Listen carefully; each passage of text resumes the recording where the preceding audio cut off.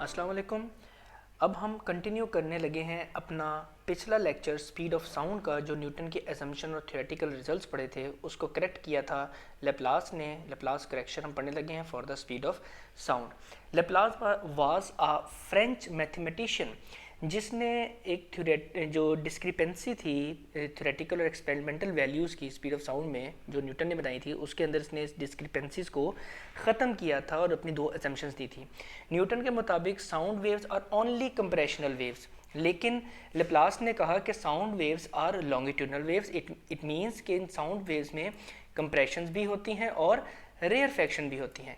ठीक है, और मज़ीद क्या कहा कि कंप्रेशंस की वजह से जो टेम्परेचर ऑफ द मीडियम होता है वो राइज कर जाता है। ठीक है, because of increase in pressure. जैसे कि ये आपके सामने एक डायग्राम है, आपके सामने मैंने डायग्राम पेस्ट की हुई है कि ये आपके सामने कंप्रेशंस नज़र आ रही हैं, सारे मॉलिक्यूल्स इकट्ठे इकट्ठे हैं। तो यहाँ पर क्या होगा, बिकॉज ऑफ इनकी हाई प्रेशर की वजह से टेम्परेचर राइज हो जाएगा। और आगे क्या है, ये एक रेयरफेक्शन है, प्रेशर कम होगा। प्रेशर कम होने की वजह से यहाँ से टेम्परेचर क्या हो जाएगा, कम हो जाएगा। कहने का मतलब ये है कि जो न्यूटन ने कहा था कि द होल प्रोसेस, जो स्पीड ऑफ साउंड जो होती है, साउंड ट्रैवल करता है तो होल प्रोसेस एक आइसोथर्मल प्रोसेस होती है, तो लेप्लस ने आके बताया कि ऐसा नहीं होता, कि टेम्परेचर कांस्टेंट नहीं होता। कंप्रेशन में टेम्परेचर राइज करता है because of increase in pressure, और रेयरफेक्शन में कूलिंग इफेक्ट आता है, या टेम्परेचर डाउन होता है because of decrease in pressure. तो we can not apply Boyle's law, ये इसकी पहली असम्पशन थी। सेकेंड असम्पशन क्या है, उसने कहा कि जो एयर है is a poor conductor of heat. क्या मतलब है कि एयर के अंदर आप इजीली जो हीट है वो एब्जॉर्ब भी नहीं हो सकती, और हीट एयर में से इजीली एक्सपेल भी नहीं की जा सकती, निकाली भी नहीं जा सकती, एक्सट्रैक्ट भी नहीं की जा सकती। तो इसका मतलब है कि कंप्रेशन, और क्योंकि ये प्रोसेस इतना रैपिड होता है, इतना फास्ट होता है, पहली बात तो ये कि जब साउंड ट्रैवल कर रहा होता है मीडियम के अंदर, तो कंप्रेशन और रेयरफेक्शन की जो ट्रैवलिंग होती है ये बहुत फास्ट प्रोसेस होता है। तो कंप्रेशन के अंदर नो हीट एक्सपेल, कंप्रेस होने की वजह से जो मॉलिक्यूल्स इकट्ठे करीब आते हैं और टकराते हैं और हीट प्रोड्यूस होती है, तो वो हीट जो है सिस्टम से, इस सिस्टम से, ये जो हमारा मीडियम है ना, यहाँ से एक्सपेल होती है। और रेयरफेक्शन जिसकी वजह से जो खुलाव जिसको हम कहते हैं, इलोंगेशन कह रहे हैं, कि मॉलिक्यूल्स दूर दूर जाते हैं और वो हीट एब्जॉर्ब करना चाहते हैं, तो ना उनमें हीट एब्जॉर्ब होती है। तो इसका मतलब एक ऐसा सिस्टम होता है ये जिसमें ना हीट सिस्टम में एंटर हो सकती है, ना हीट सिस्टम से बाहर जा सकती है, जिसको हम कहते हैं एडियाबैटिक प्रोसेस कहते हैं। अब इस एडियाबैटिक प्रोसेस को मद्देनजर रखते हुए हम पूरी की पूरी डेरिवेशन करेंगे और देखेंगे कि ये जो एजम्पशन दो लेप्लास ने दी थी, उन एजम्पशन से क्या रिजल्ट हमारा थ्योरेटिकल और एक्सपेरिमेंटल सेम आता है या नहीं।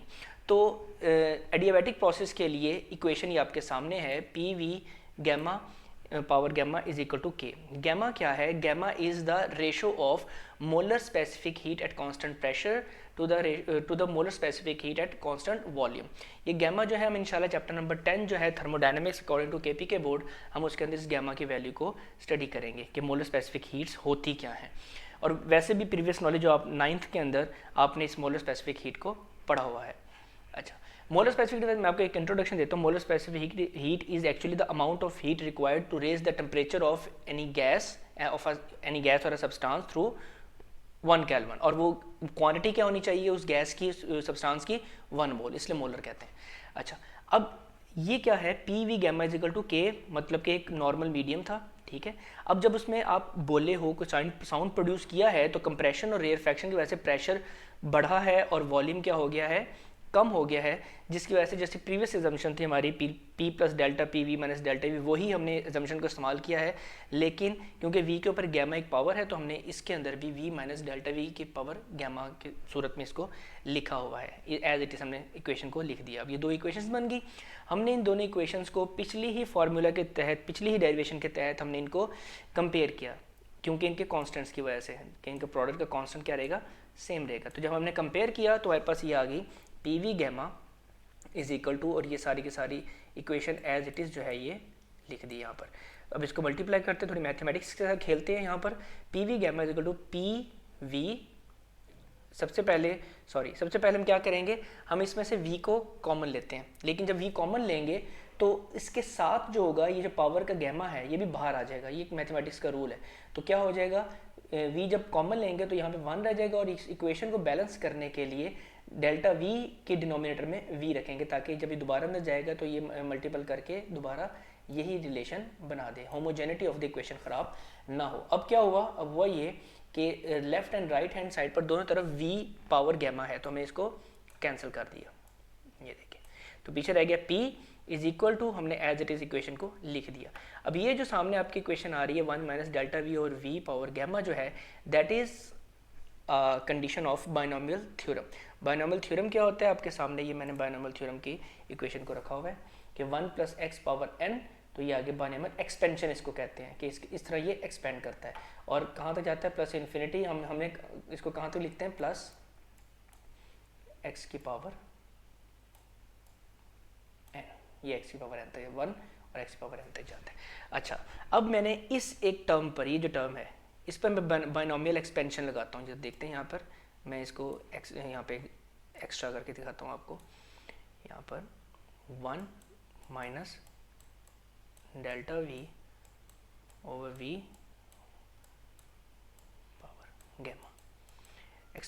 बाइनोमियल एक्सपेंशन क्या कहती है, अब यहाँ पर अगर मैं इसको कंपेयर करूँ तो 1 की जगह 1 प्लस की जगह माइनस x की पावर n, तो इसको मैं यूँ भी लिख सकता हूँ आसान समझाने के लिए, 1 plus into minus delta v over v power gamma. अब अगर मैं इस रिलेशन को और इस रिलेशन को कंपेयर करूं तो हमें पता लग रहा है कि 1 की जगह पर 1 है, प्लस की जगह पर प्लस है, और x की जगह पर माइनस डेल्टा v और v है, और n की जगह पर क्या है, गैमा है। तो वैल्यूज़ क्या बन गई, ये वैल्यूज़ कुछ इस तरीके से बन जाएंगी कि x की वैल्यू है बन गई minus delta v over v, और n की वैल्यू क्या बन गई, n की वैल्यू हो जाएगी गैमा। और ये एक्सपेंशन जो है अगर मैं इसको लगाऊं तो ये बनेगा 1, इस पर एक्सपेंशन लगाते हैं, ये बनेगी 1 प्लस nx। तो n क्या है, यहाँ पर n है गैमा, और x क्या है minus delta v over v, ठीक है, प्लस। आगे देखते हैं, आगे सॉल्व करने से पहले हम इसको सिर्फ अंडरस्टैंड कर लें कि n की जगह क्या आ जाएगा, gamma n minus 1 over 2 factorial x square. x क्या है, x हमारे पास है delta v over v। Delta v क्या है, delta v is small change. एक इक्वेशन आपके सामने एक टर्म आ गया और लिखता हूँ ताकि अंडरस्टैंडिंग के लिए, n इंटू n माइनस 1 मतलब कि गैमा इंटू गैमा माइनस 1, आगे क्या है divide by 2 factorial, divide by 2 factorial, और आगे क्या है एक्स स्क्वायर। एक्स हमारे पास है minus delta v over v square. अगली टर्म क्या आ जाएगी, क्यूब में आ जाएगी, इसको मजीद एक्सपेंड हो जाएगा जैसा कि बाइनोमियल एक्सपेंशन में लिखा हुआ है। ओके, अब ज़रा मैं इसी इक्वेशन को सिर्फ समझते हैं, इसको पढ़ते हैं कि क्या ये इक्वेशन हमारे आगे काम में आएगी कि ये नहीं आएगी। ये वाली टर्म जो है देखें, डेल्टा वी और वी, डेल्टा वी क्या है, a fractional change in the volume, कि जब आप बोल रहे हो तो जो वॉल्यूम है, जो गैस जो मीडियम का वॉल्यूम है वो कितना चेंज उसमें आ रहा है, तो वो फ्रैक्शनल चेंज है। मतलब कि लेट्स सपोज, जैसे मैंने आपको पिछले लेक्चर में बताया था कि लेट्स सपोज ये होता है 0.1 है, तो टोटल वॉल्यूम जो है इज़ वेरी लार्ज। लेट्स पूरा जो कमरे के अंदर जो मीडियम है उसका वॉल्यूम क्या है, लार्ज है। तो अगर मैं उसका कंपेयर करूं 0.1 से, मतलब कि जो डिनोमिनेटर है that is very very, v is very very greater than delta v, तो ऑटोमेटिकली ये जो फ्रैक्शन है, ये सारी की सारी फ्रैक्शन ये हो जाएगी छोटी, मतलब ये जो रेशो बन रही है छोटी हो जाएगी, फ्रैक्शनल फॉर्म में आ जाएगी मजीद।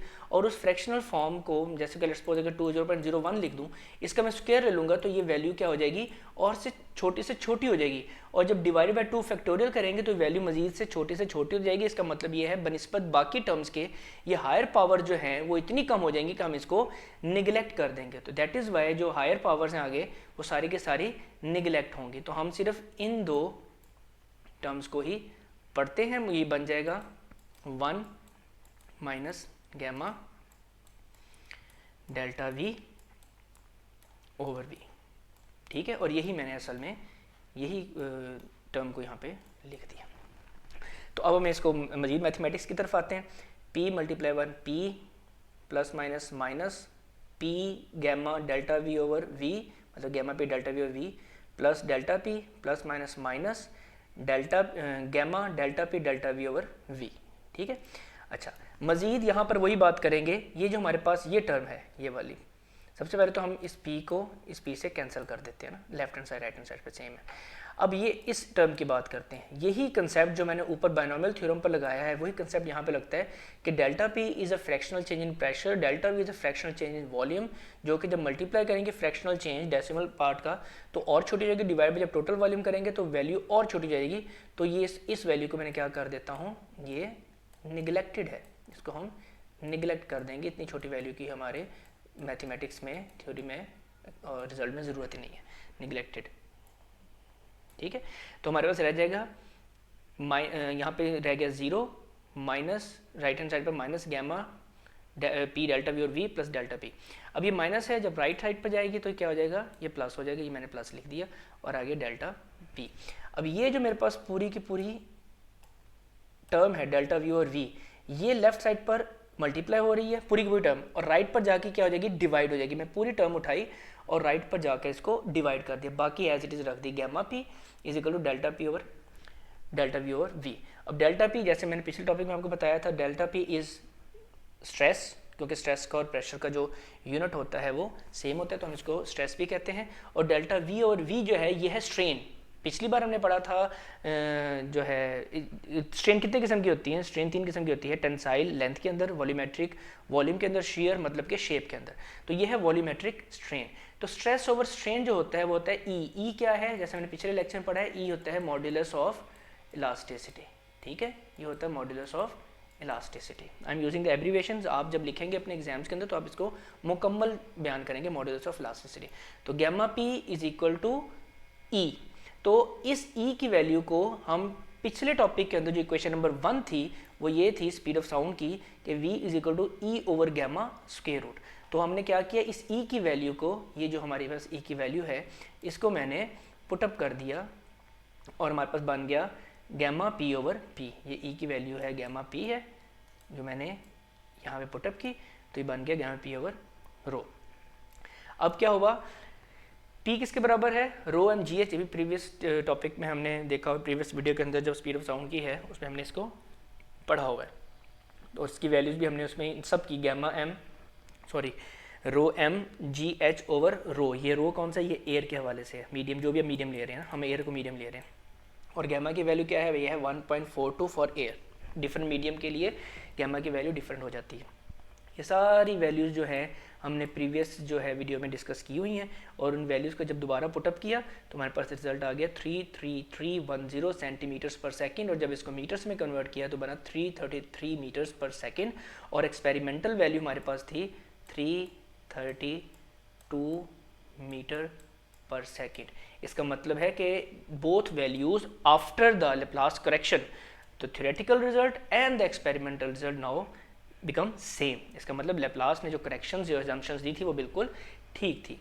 तो ये था हमारा आज का टॉपिक। लेकिन अभी हमारा स्पीड ऑफ साउंड जो है वो टॉपिक ख़त्म नहीं हुआ। हमारी अगली जो वीडियो होगी, अगला जो लेक्चर होगा वो होगा effects of various factors on speed of sound in air, जिसमें हम डिस्कस करेंगे कि डेंसिटी का इफेक्ट क्या होता है स्पीड ऑफ साउंड पर, मॉइस्चर का क्या होता है, प्रेशर का क्या होता है, टेम्परेचर का क्या होता है, अगर विंड चल रही है, हवा चल रही है, उसका क्या असर होगा हमारी स्पीड ऑफ साउंड पर।